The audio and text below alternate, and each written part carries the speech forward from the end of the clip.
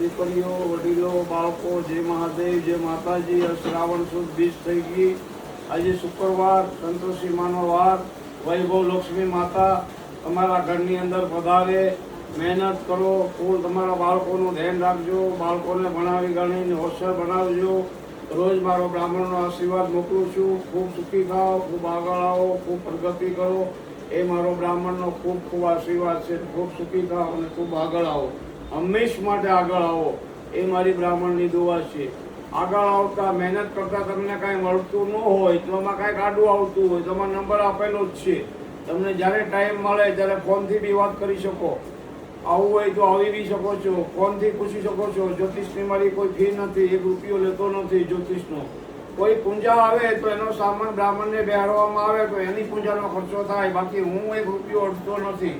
મારી માનું દૂધ છે એને પીવો, એનો વેચતો નથી.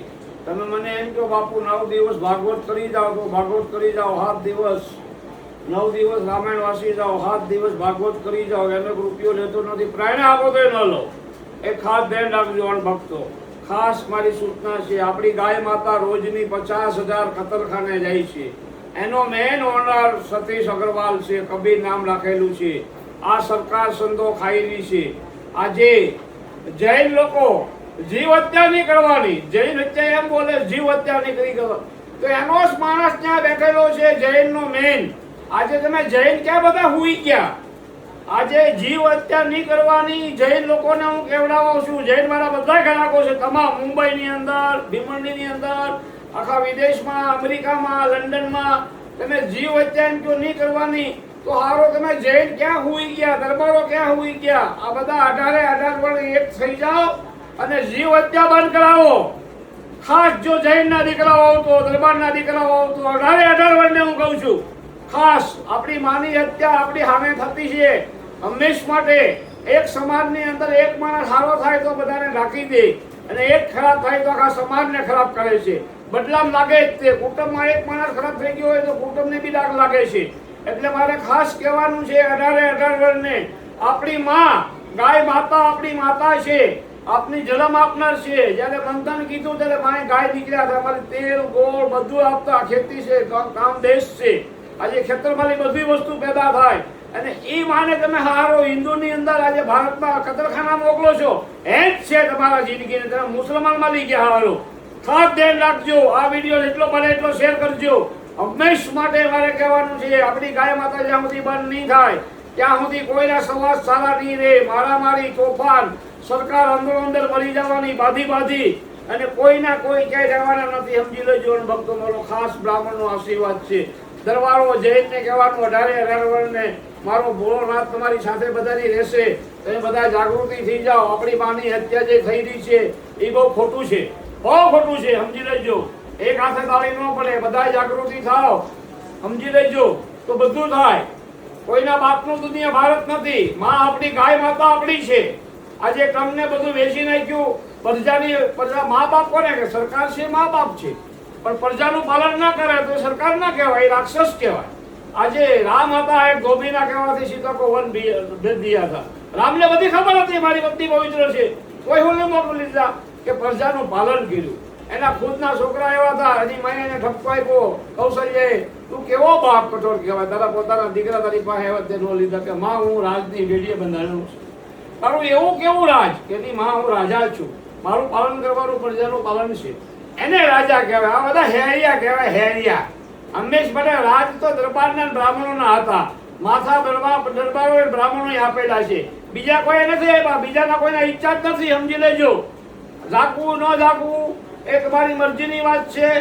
ગાય માતાની હત્યા તમને 1 મહિનાનો ટાઈમ આપું છું. જો ગાય માતાની હત્યા બંધ ના થાય તો હું એકલો કાંઈ બી કરી શકીશ. એ બી મારામાં તાકાત છે. મારો શિવ જો અમે બેઠો હજાર તમારો મારી હેરે જ છે.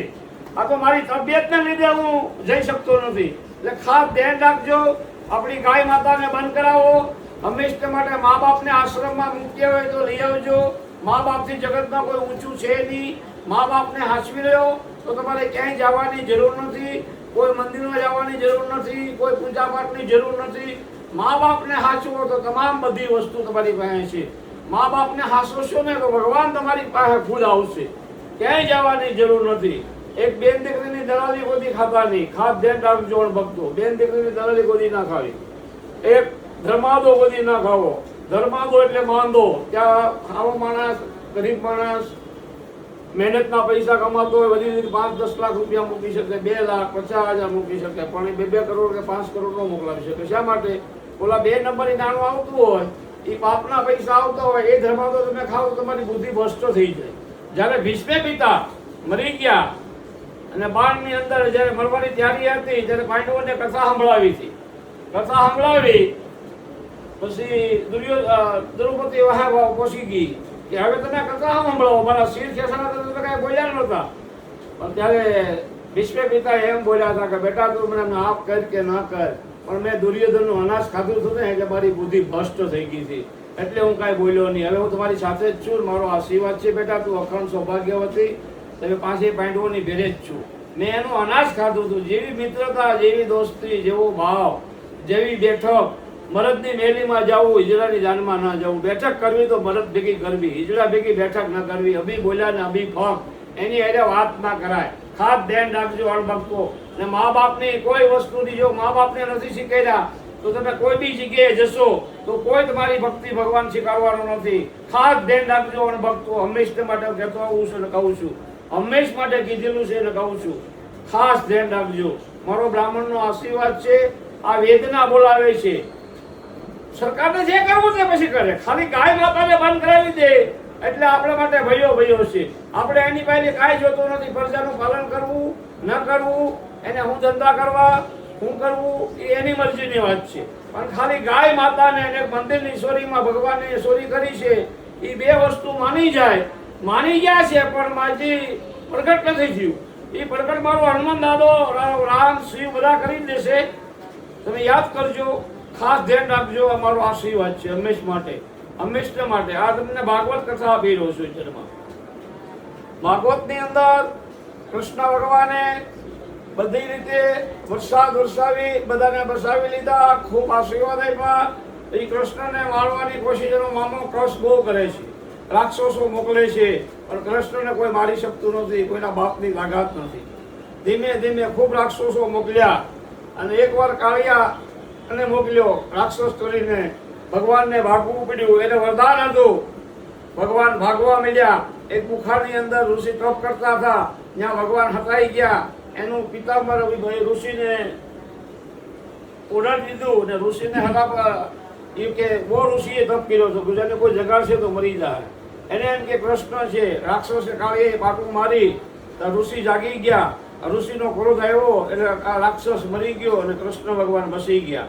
પછી કૃષ્ણ પાછા આવી ગયા ને એમ કરીને ધીમે ધીમે રાક્ષસોને બધાને મારે છે.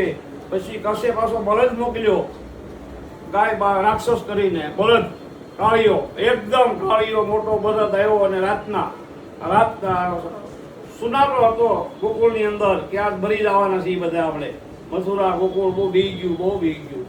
કૃષ્ણ હોય ને કોઈના બાપની તાકાત છે, કોઈ મરી શકે એમ કરી અને બળદ આવ્યો એટલે બળદને બહાર આજે યુદ્ધ કરીને કૃષ્ણ ભગવાનને મારી નાખ્યો.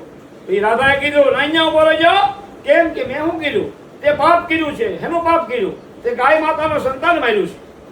જો 12 બીજનો ભાણી કાળિયાને જો પાપ લાગતું હોય તો આપણે તો હારો માણસો છે. માણસો એ રાધાએ કીધું કે તું બધા પાપ કરાવે ધોવા પડશે. કે એનો રસ્તો હું કે બધી નદીની અંદર નાહ્યા. એ કે બહુ મને ટાઈમ લાગશે, એટલું બધું નાવા નહીં જઈ શકું. પછી ભગવાને બાણ માર્યું, નાઈના કુંડ કર્યા, શામ કુંડ, એના માટે રાધા કુંડ. પછી રાધાએ આની અંદર કુંડની અંદર ભગવાન નાહી લીધા અને બધા પાપો મુક્ત થઈ ગયા. ને પછી રાધાએ એની બેનપણીઓ એટલે કુંડ બનાવ્યો હાથે કરી અને એમાં ભગવાને પાણી કાઢ્યું. રાધા કુંડ ને શ્યામ કુંડ કહેવાય. બે ની અંદર નાવ એટલે બધા પાપો નાશ થઈ જાય છે. એ આ મારો કૃષ્ણ કાનુડો. ભગવાન હતા, રામમાંથી કૃષ્ણ થયા અને સીતામાંથી રાધે બન્યા. અને સુભદ્રા હતી એ જટાધારી હતી. રામે કીધું તું મારી બેન બનાવી. આગલા બહુમાની સીતાની બહુ સેવા કરી હતી. એટલે અણભક્તો એક ભગવાનને જો પાપ લાગતું હોય તો આપણે તો કાળા માથાના માનવી છે. ને જૈનનો દીકરો થઈને ગાય માતાને મારે હેજ છે. એની માયાને જલમ આપ્યો તો હેજ છે. હું તો આજે જૈન જીવ હત્યા મહાન પાપ છે. ગાય માતાની કોઈ બી જીવ હત્યા ના થવી જોઈએ. ઓમ નમો નારાયણ. જય શ્રી રામ.